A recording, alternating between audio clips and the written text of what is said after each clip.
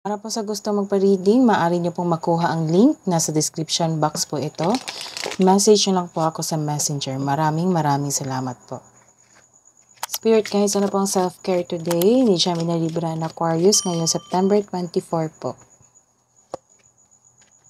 Drink tea. Para makalma ka at ma-relax. Spirit guides, ano po ang mensahe niyo po kay Gemini, Libra, and Aquarius? Focus your energy on one thing. If you are looking for a sign, here it is. So, sa mga nag-ask ng sign dyan, ito na po daw. Advice. Opo. Advice niyo po, Spirit Guides. Ano po yung mensahe parating po sa kay Gemini, Libra, and Aquarius? Joy and delight. Open your heart to joy. Fellow travelers, support is all around you. Let's see your energy today, Gemini, Libra, and Aquarius ngayong September 24.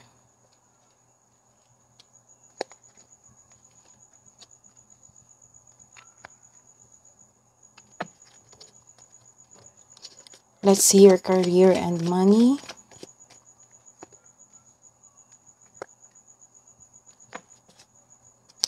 Para po sa self-love, partnership, romance.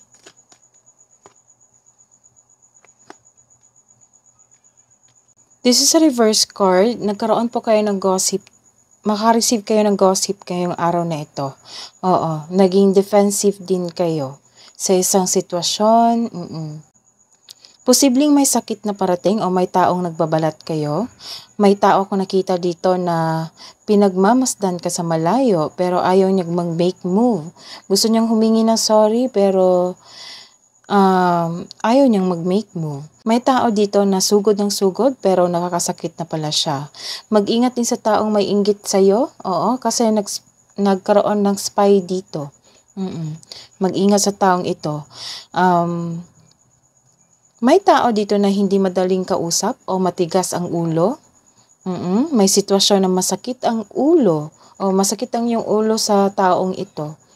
Kasi matigas ang iyong ulo, hindi siya madaling kausap. May tao rin sa buhay nyo ngayon na may dalang chismis o masamang balita. So the advice is fact check muna. Huwag maniwala sa mensahe na wala namang pruweba. Inspired ka ngayon sa inyong trabaho. Nagkaroon ng direction, nagkaroon ng focus, concentration. This card tells you na you should have a clear intention, focus sa inyong plano. Mag-create ka ng solid plan before you can make a big decision. So listen to your intuition to guide you towards the next action.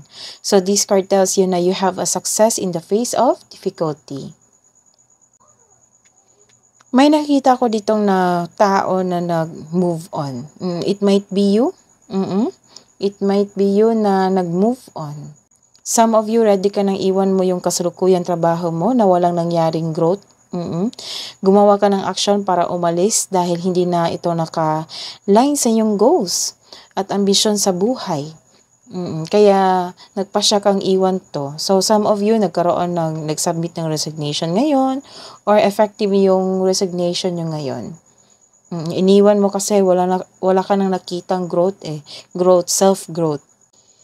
This is a reverse card. Nagkaroon po kayo ng isang lacking of a solid plan.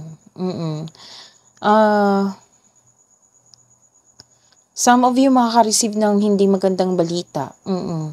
Regarding to sa trabaho, sa negosyo, ayun. Makaka-encounter ka ng immature na tao.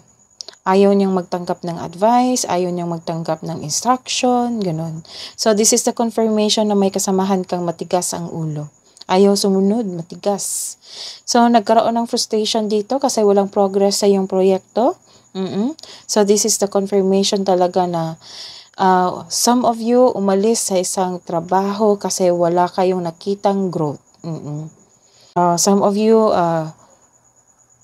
discouraged. Na-discourage kasi walang progress sa inyong proyekto or goal sa buhay or sa inyong karera.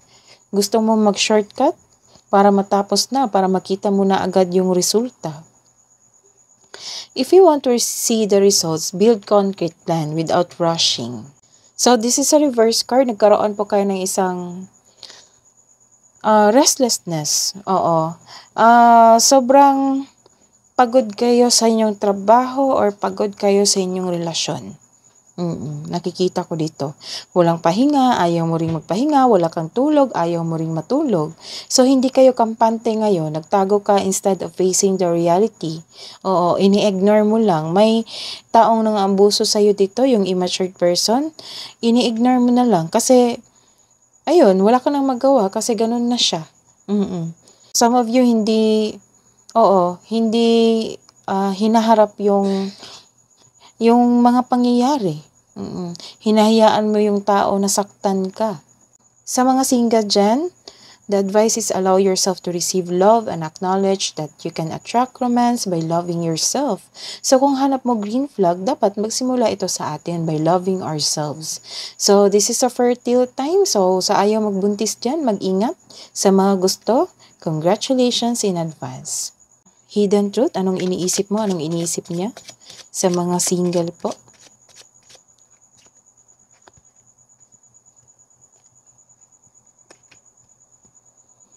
I couldn't let you get close to me. Sa may relasyon, I love you. Ayos lang natin.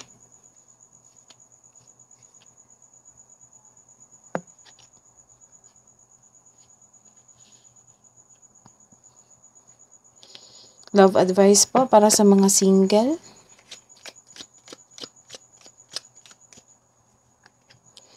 Trust your intuition. She's always right. Love advice po para sa mga may relasyon. Receptive. Be ready to receive what fate has planned for you. So may parating na blessing. Kambuang message po, kambuang advice para kay Gemini, Libra, and Aquarius, Spirit Guides. Step out of your comfort zone. Message po from Moon Cycles, Archangel Haniel. Notice how the moon affects your energy and manifestations and capitalize upon this cycle. So, ngayong full moon, maaari kayong manifest.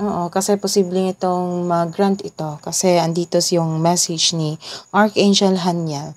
That is your reading today, Air Signs. Balik po kayo dito bukas. Please like, subscribe, and click bell button para po ma-notify kayo para updated kayo sa daily tarot reading natin. Maraming salamat po.